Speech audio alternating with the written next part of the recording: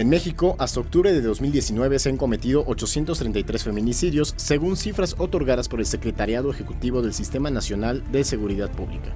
Septiembre fue el mes más violento para las mujeres, con 10 casos.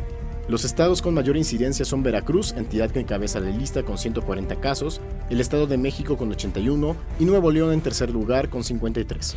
En la Ciudad de México, de enero a junio de este año han sido asesinadas 122 mujeres y solo 17 casos han sido investigados como feminicidios, según el secretariado.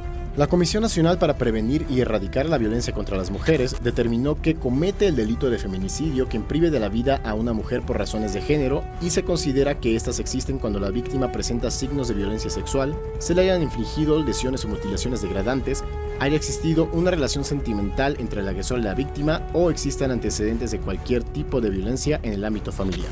Es por este motivo que el número de delitos catalogados como feminicidios es bajo, a comparación del total de mujeres asesinadas en el país. Las alcaldías que presentan un mayor número de casos de feminicidio de enero a septiembre del presente año son Gustavo Amadero e Iztapalapa con 8 casos, Tlalpan y Xochimilco con 5 casos y Álvaro Obregón y Azcapotzalco con 3 casos. Asimismo, de enero a septiembre los casos de violación han aumentado en 20% al pasar de 88 casos en enero a 106 en septiembre, para un acumulado de 992 casos en lo que va de este 2019. Víctor Diego, 21 Noticias.